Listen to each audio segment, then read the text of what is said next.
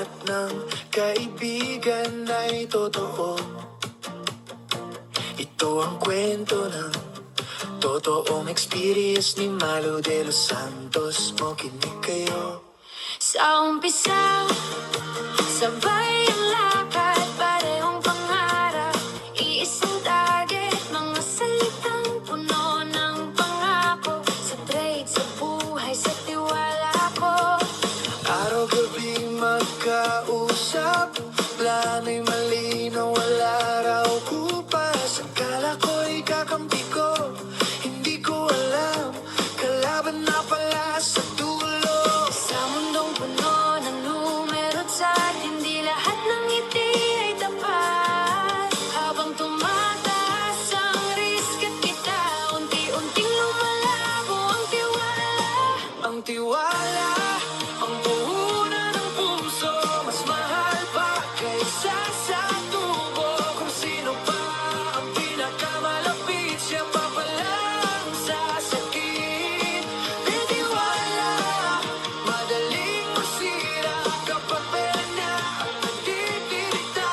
At kung sino pa ang di ko inakala, siya pa ang nanatiling totoo pala.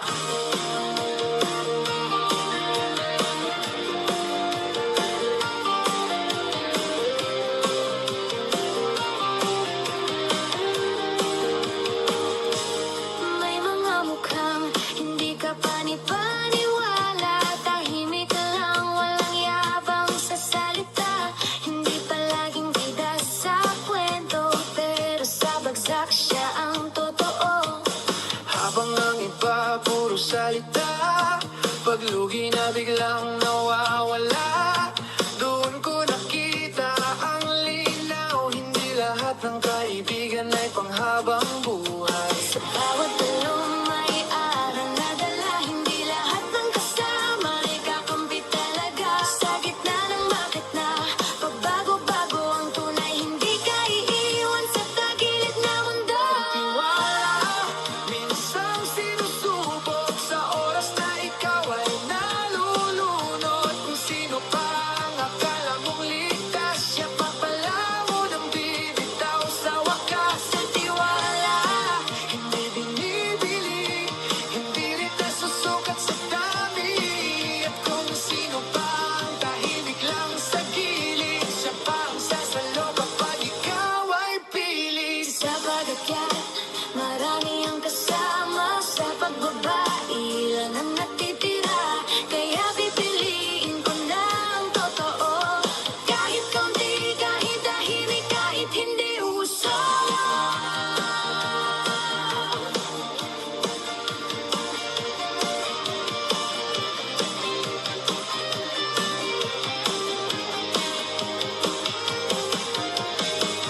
Mas mahalaga ang prinsipyo kaysa sa mabilis na kita sa trade na to.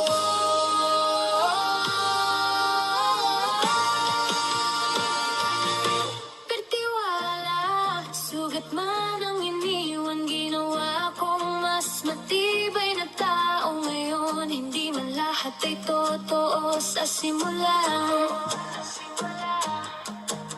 Natuto akong pahalagahan ang totoo talaga.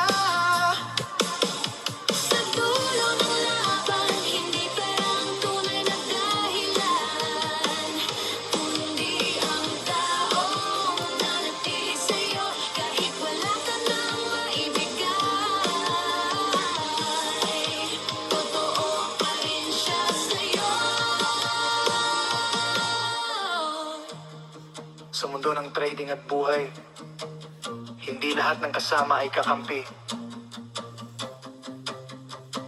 Piliin ang totoo. Dahil ang tiwala, minsan lang ibinibigay.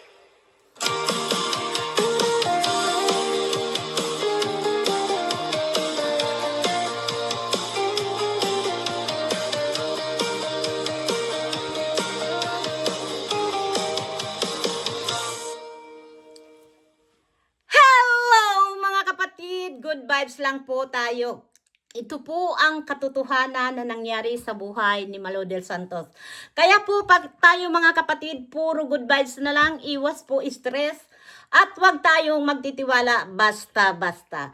Ang katotohanan, wag natin pong tatalikuran.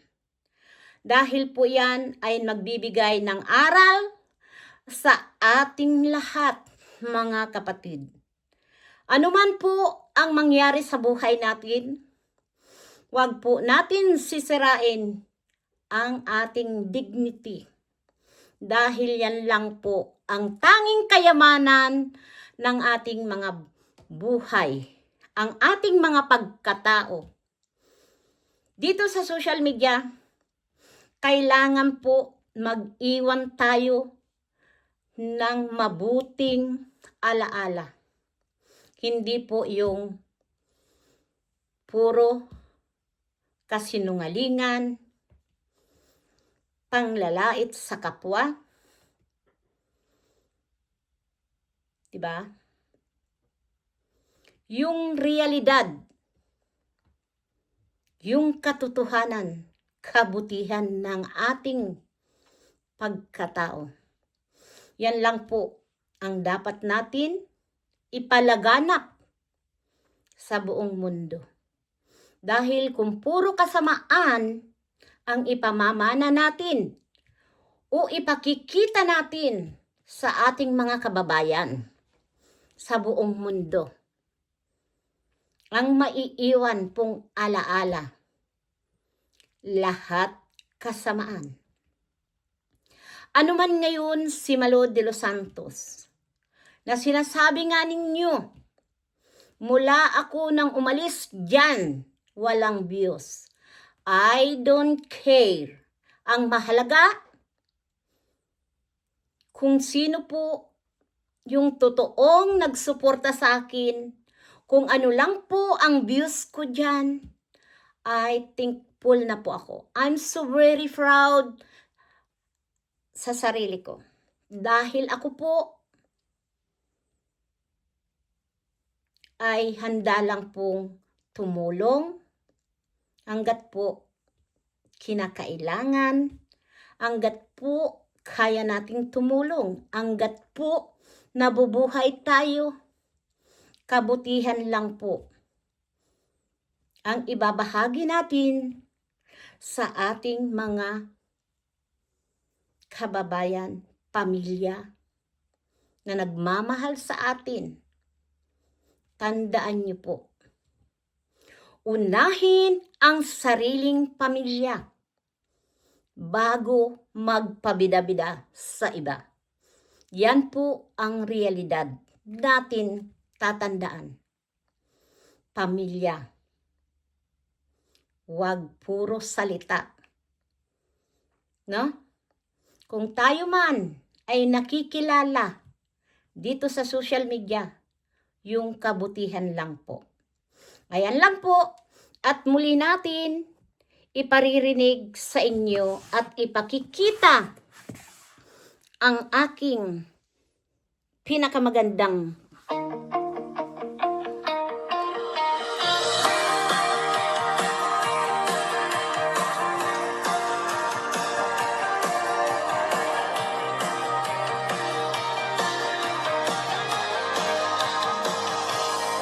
Hindi lahat ng kaibigan ay totoo. Ito ang kwento ng totoong experience ni Malo de los Santos. Makinig kayo. Sa umpisa, sabay ang lakad, parehong pangarap, iisang target, mga salitang puno ng pangako. Sa trade, sa buhay, sa tiwala ko. Araw-gabi magkausap, plano'y malinaw, wala raw kupas. Akala ko'y kakampi ko, hindi ko alam, kalaban na pala sa dulo. Sa mundong puno ng numero at hindi lahat ng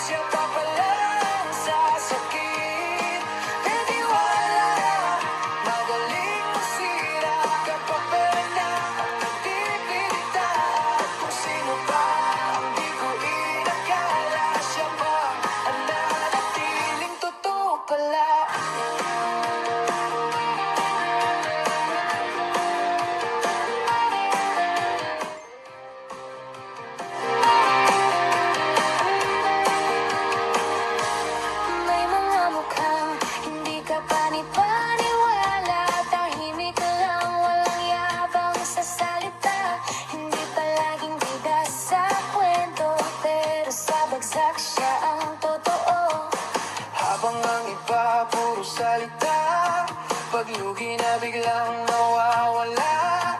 Doon ko nakita ang linaw. Hindi lahat ng kaibigan ay panghabang buhay. Sa bawat dalong may aral na dala, hindi lahat ng kasama ay kakampi talaga. Sa gitna ng bakit na pagbago-bago ang tunay, hindi ka iiwan sa tagilid na mundo. Tiwala, minsan sinusubok sa oras na ikaw ay nalulunod. Kung sino pa ang akala mong ligtas, siya pa pala munang bibitaw sa wakas. Sa tiwala, Hindi binibili, hindi rin nasusukat sa dami. At kung sino pa ang tahimik lang sa gilid, siya pa ang sasalo kapag ikaw ay pili. sa pag-akyat, marami ang kasama. Sa pagbaba, ilan ang natitira. Kaya pipiliin ko na ang totoo.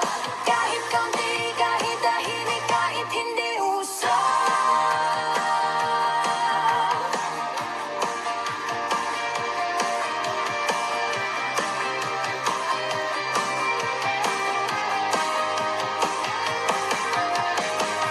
Mas mahalaga ang prinsipyo kaysa sa mabilis na kita sa trade na to.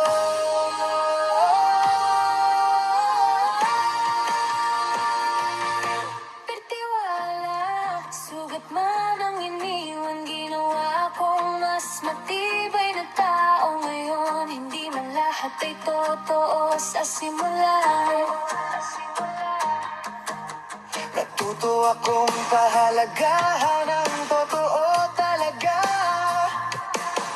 Sa dulo ng laban, hindi pera ang tunay na dahilan, kundi ang taong nanatili sa'yo kahit wala ka nang maibigay.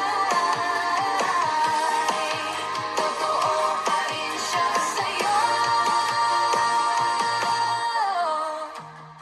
Sa mundo ng trading at buhay, hindi lahat ng kasama ay kakampi.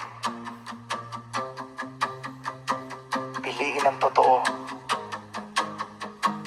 Dahil ang tiwala, minsan lang ibinibigay.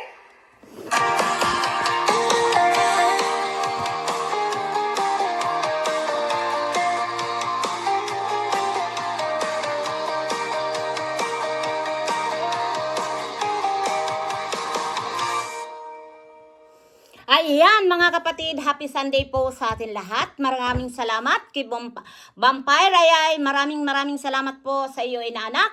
At thank you so much, suportahan po natin Vampire. At Miss Carla po, suportahan po natin. At lalong-lalo na po ang si Ruel of Malalag at Richelle Morales.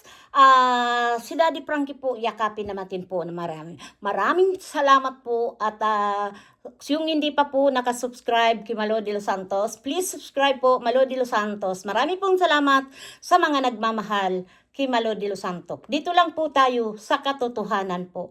Kantaman po, pero may kabuluhan. May mga kahulugan po yan. Kaya pakinggan po natin, sama-sama nating namnamin. Good vibes lang. We love you so much, mga kapatid. Bye-bye, mga kalangga. Bye-bye po.